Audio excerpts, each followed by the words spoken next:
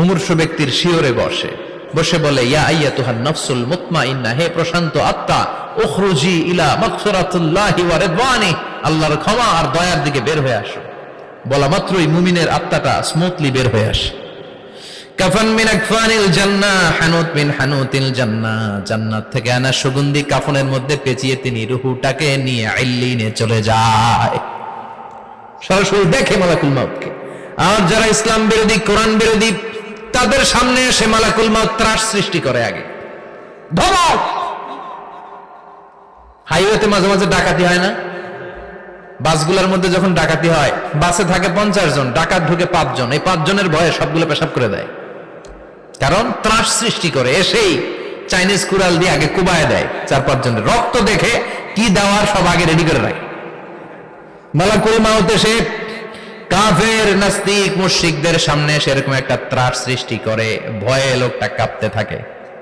ওর কাছে ভদ্র ভাষায় কথা বলে না, সুন্দর জামা পরে আসে না, কালো কুচকুচে চেহারা, ভয়ঙ্কর একটা রূপ নিয়ে, আকৃতি নিয়ে ইসলাম বিরোধীদের মাথার সামনে আসে। দুর্গন্ধযুক্ত চেহারার দেহ নিয়ে ধমক দিয়ে বলে, ও পাপাত্তা, ইয়া আইয়াতুহান নাফসুল খাবিসা উখরুজি ইলা গাদাবিল্লাহ, হে পাপাত্তা, আল্লাহর রাগ, ক্রোধ আর গজবের দিকে বের হয়ে আয়। মুমিনের আত্মা বলার সাথে সাথে যেমনি মুমিনের দেহ থেকে বের হয়ে জান্নাতি কাফনের ভেতরে ঢুকে, কাফেরদের আত্মাও কি এরকম তাড়াতাড়ি বেরোতে চায় নাকি? কাফেরদের আত্মা বেরোতে চায় না। ডানে দৌড়, বায়ে দৌড়, সামনে দৌড়, পেছনে দৌড়, আহা, দৌড়াদৌড়ি করে। মালাকুল মাউত এটাকে টেনে হিচড়ে, একটা জীবিত ছাগলকে জবাই না করে তার চামড়া উল্টার দিকে টেনে হিচড়ে বের করলে ছাগলটা যত কষ্ট পায়, এর চেয়ে কমসে কম 70 গুণ বেশি কষ্ট দিয়ে কাফের, মুশরিক আর গাদ্দারদের রূহ কবজ করা হয়। আল্লাহ, এই পরিস্থিতি থেকে তুমি আমাদের বাঁচাও। মুমিনদের রূহ যেমনি কবজ হয়, ওইভাবে রূহ কবজের ব্যবস্থা করে দিও। ইমানের মৃত্যু নসিব করে দিও, শাহিদি মৃত্যু নসিব করে দিও। আমাকে শহীদ করে সেই মিছিলে শামিল করে নিও, যে মিছিলের নেতা মীর হামজা, খোবায়েবে খাব্বাব, আল্লাহর কাছে ছিল অতি প্রিয়, শামিল করে নিও। আমাকে শহীদ করে সেই মিছিলে শামিল করে নিও। পড়েন আমিন। আরো জোরে পড়েন আমিন। তার মানে বিমান দুর্ঘটনায় হোক, কিংবা লঞ্চ ডুবিতে হোক, কিংবা আগুনে পড়ে হোক, কিংবা আত্মঘাতী হামলায় হোক, যে যেখানেই মারা যায়, কবরের 3টা প্রশ্ন তার জন্য আছে না নাই? ইসলাম বিরোধীদের জন্য প্রশ্ন 3টা, আপনারা যারা মুমিন তাদের জন্য 4টা, আপনাদের জন্য একটা বেশি। আলহামদুলিল্লাহ কোন? কবরে এসে প্রথম প্রশ্ন করবে, মুনকার নাকির যখন চলে আসবে, 40 কদম যখন আত্মীয় স্বজনরা লাশটাকে কবরের মধ্যে দিয়ে 40 কদম চলে যায়, তখনই ফেরেশতা চলে আসে। আহা, শেষ, সব শেষ। এসে পরীক্ষা শুরু। মার রব্বুক, তোর রবের নাম কি? চিল্লায় বলেন, আমাদের রবের নাম কি? আমরা বলবো রব্বি আল্লাহ, আল্লাহ আমারে রব। দমে দমে তনু মনে তারি অনুভব। পড়েন, আল্লাহ আমারে রব। তোমার দুনিয়াতে আমি যেদিকে তাকাই, অথই নিয়ামতে ডুবে আছি সবাই। পাখ পাখালির গানে শুনি তাসবিহ কল রব, তাসবিহ কল রব, আল্লাহ আমারে রব। প্রথম প্রশ্ন, তোমার রব কে? আমরা বলবো আমাদের রব আল্লাহ। দ্বিতীয় প্রশ্ন, ওমা দীনুক, তোমার ধর্মের নাম কি? আমরা কি বলবো? তৃতীয় প্রশ্ন, বিশ্বনবীর চেহারা দেখিয়ে বলা হবে, আতারিফু হাদার রাজুল, এই লোকটারে চিনো নাকি?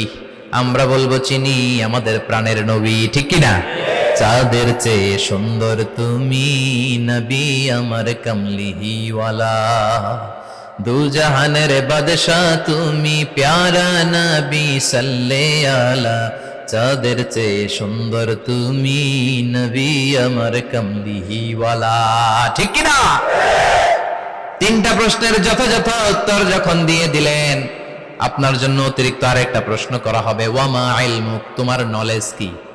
3টা প্রশ্নের উত্তর যে তুমি করতে পারলা, কিভাবে পারলা? কেমনে জানলা? নকল করে বলছো নাকি জেনে বুঝে আসছো? নকল হয় না? এখন তো পরীক্ষা চলতেছে বোধহয়। কি পরীক্ষা? এসএসসি পরীক্ষা। নকল হয়? কৃষ্ণপুরে নকল নাই না? এখন মনে হয় এগুলো একটু কমছে। একটা সময় ছিল অনেক নকল হইতো। পাঞ্জাবের ভিতরে নকল, পকেটে নকল, টুপির ভিতরে নকল, মৌজার ভিতরেও নকল। এমনকি মেয়েরাও নকল করে পরীক্ষার হলে আসে না নাই? স্কেলের মধ্যে লিখে নিয়ে যায়, হাতের মধ্যে লিখে নিয়ে যায়, ওড়নায় লিখে নিয়ে যায়, কাপড়ে লিখে নিয়ে যায়, আসে না নাই? ফেরেশতারা বলবে নকল করছো নাকি? কেমনে জানলা? তিনটা প্রশ্নের উত্তর তুমি কেমনে বললা? আল্লাহ তোমার রব, ইসলাম তোমার ধর্ম, এই লোকটা বিশ্বনবী, কেমনে চিনলা? আপনাকে তখন বলতে হবে আমি কোরআন থেকে শিখেছি, আমি হাদিস থেকে শিখেছি, আমি ইসলাম জেনে বুঝে মেনেছি, আমি আন্দাজে কোথাও ঘুরি নাই। চিল্লা এখন ঠিক কিনা? আপনাকে বলতে হবে, এজন্য শিখতে হবে, প্রতিনিয়ত ইসলাম সম্পর্কে জানতে হবে, আখের গোছাতে হবে, জীবনটাকে আলোকিত করতে হবে। চিল্লায় বলেন ঠিক কিনা? চারটা প্রশ্নই যখন হয়ে গেল, ফেরেশতারা বলবে আহলান ওয়া সাহলান ওয়া মারহাবান বিক, খোশামদেদ, কংগ্রাচুলেশন, খোশামদেদ, কংগ্রাচুলেশন। সব প্রশ্নের উত্তর তুমি পেরেছো। ফায়ুফসাহু লাহু কবরুহু ৭০ যিরান, আপনার কবরটারে ৭০ হাত লম্বা করে দেয়া হবে। ওয়া ইফতাহু লাহু বাবুন ইলাল জান্নাহ, আপনার কবর থেকে জান্নাতের দিকে দরজা খুলে দেয়া হবে।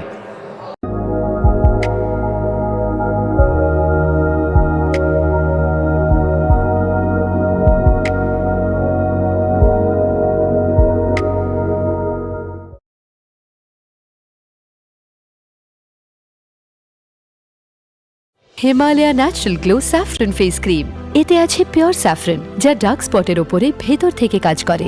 এখন no dark spot, no dullness, ব্যাস মুখ ন্যাচারালি গ্লো করবে। Himalaya natural glow saffron face cream, glow naturally হবে। ওয়ায়ুলবাসু মিন লিবাসি আহলিল জান্নাহ, জান্নাতের দুইটা রেশমি কাপড়ের পোশাক এনে আপনারে পরিয়ে দেয়া হবে। আর বলা হবে নাম কানাও মিলা আরুস, ঘুমাও, sleep, you should get some sleep now, তোমাকে লম্বা সময় পাড়ি দিতে হবে, ঘুমাও। কানাও মিলা আরুস, যেমনি বর বাসর রাতে আরামসে ঘুম দেয়, বাসর রাতে যেমনি বর কনেকে নিয়ে মধুর ঘুম দেয়, তুমিও ঘুমাও, কেউ তোমার ঘুম ভাঙবে না। মালাক ইসরাফিলের কিয়ামতের জন্য ইসরাফিলের সিংহায় যে ফুৎকার আছে, ওই ফুৎকার ছাড়া কোনো কিছুই তোমার ঘুম ভাঙাতে পারবে না। আলহামদুলিল্লাহ পড়েন। আল্লাহ আমরাও যেন চারটা প্রশ্নের উত্তর দিয়ে লম্বা একটা ঘুম দিতে পারি, পড়ে না আমিন। ওয়াম্মাল কাফির ওয়া আহলুশ শিমাল, আর ইসলাম বিরোধী যারা, তাদের সামনে আসবে মালাকান আসওয়াদান আজরাকান, কৃষ্ণ বর্ণের দেহ, নীলাভ বর্ণের দুটো চোখ, গায়ের রং কালো, চোখের রং নীল। দেখতে কেমন লাগে? আলিফ লাইলার ভূতের মতো। কথা কন। গায়ের রং কালো, চোখের রং নীল। ফেরেশতা দুইটা আসবে, এসে ত্রাস সৃষ্টি করবে, এসে বলবে বল তোর রবের নাম কি? মার রব্বুক। ইসলাম বিরোধী মুশরিক, কাফের, নাস্তিক এরা বলবে আমি জানি না আমার রবকে, আমি জানি না, আমি তো আজীবন শুধু চেয়ার করেছি, মদ খেয়েছি, আমি ধর্ষণে সেঞ্চুরি করেছি দুনিয়ার বুকে, আমি টেন্ডারবাজি করেছি, চাঁদাবাজি করেছি, আমি মাস্তানি করেছি, আমার দাপটে এলাকার ইসলাম প্রিয়রা বাসায় ঘুমাতে পারে না। আমি ছিলাম টেন্ডারবাজ, আমি ছিলাম গডফাদার, সন্ত্রাসীদের লিডার, আমি ছিলাম ডন 1 2 3 সব, আমি ছিলাম ডনের ডন, আমি ছিলাম মাস্তান, রংবাজ। রব টব কি আমি তো জানি না। লাদ্রি লাদ্রি, আমার জিজ্ঞেস করো না। আবার প্রশ্ন করা হবে ওয়ামা দীনুক, তোর ধর্মের নাম কি? বলবে লা আদরি, আমার কোনো ধর্ম নাই, আমার কোনো ধর্ম নাই, আমি শুধু মৌজ মাস্তিতে ছিলাম, আমি আনন্দ ফুর্তি করেছি, ইসলাম নিয়ে আমার মাথা ব্যথা ছিল না, আজীবন ইসলামরে আমি বাস দিয়েছি। চিল্লায় বলেন ঠিক কিনা? ইসলাম বিরোধীদের সাথে ছিল আমার চলাফেরা, আমার সব সাঙ্গ পাঙ্গ ছিল গুন্ডা বদমাশ, ইসলাম বিরোধী। রব কি, ইসলাম কি, এগুলো আমি জানি না। আমার এগুলো জিজ্ঞেস করো কেন? ধর্ম কি আমি জানি না, আমি কিচ্ছু মনে করতে পারছি না। 3 নম্বর প্রশ্ন করা হবে আতারিফু হাযার রাজুল, দেখো তো এই লোকটারে চিনো কিনা? কয় না, চিনি না, তবে মনে হয় এই লোকটারে দুনিয়ার বুকে আমি গালি দিতাম, এই লোকটার বিরোধিতা করতাম, ব্লগের মধ্যে এই লোকটার ব্যাপারে কুৎসা রটনা করতাম, এই লোকটার কার্টুন বানিয়ে আমি হিংসা ছড়িয়ে দিতাম, এই লোকটার ব্যাপারে আমি এলাকার মধ্যে অপপ্রচার চালাতাম। ফেরেশতারা বলবে তাই, এই ছিল তো ডিউটি, দাঁড়া এখনই আমাদের খেলা শুরু, এখনই শুরু। ফায়ুতরাকু বিমাতারিক মিন হাদিদ, লোহার একটা হাতুড়ি দিয়ে মাথা থেকে পা পর্যন্ত পিটানো হবে, পিটিয়ে ওর গোশতের হাড়গুলোকে থেতলে ফেলা হবে। ওয়ায়ুকালু লিল আরদি ইলতাইমি, কবরের দুই পাশের মাটিরে বলা হবে এবার দুই দিক থেকে তোরা চাপ দে, চাপ দেয়া হবে, ধাক্কা ধাক্কি করেও সে সুবিধা করতে পারবে না। মাটি আস্তে আস্তে আস্তে আস্তে দেহের দুই দিকে লেগে এমন জোরে দুইটা চাপ দিবে, ফাতাখতালিফা আদলাউহু, তার ডান পাশের পাজরের হাড্ডি বাম দিকে ঢুকে যাবে, বাম দিকের হাড্ডি ডানে চলে যাবে। বিশ্বনবী বললেন এই হাতুড়ি দিয়ে পিটানোর শাস্তি, কবরের চাপ দেওয়ার শাস্তি চলতেই থাকবে হাত্তাল কিয়ামা, কিয়ামত পর্যন্ত। আল্লাহ এই কবরের শাস্তি থেকে আমাদের বাঁচাও। আমরা এই আযাব পেতে চাই না, আমরা যেন ঠিকভাবে কবরের 4টা প্রশ্নের উত্তর করে দিয়ে লম্বা ঘুম দিতে পারি। আল্লাহ তুমি তৌফিক দাও।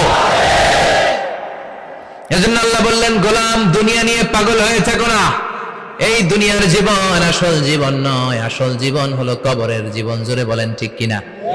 এই জন্য মাঝে মাঝে কবরে যাবেন, কবরস্থানে দাঁড়িয়ে চিন্তা করবেন এই জায়গায় আমারও আসতে হবে।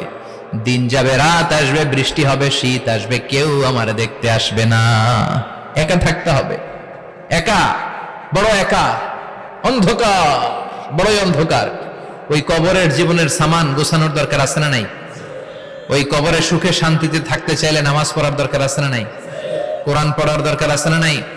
ছেলে মেয়েগুলোরে মানুষের মতো মানুষ করার দরকার আছে।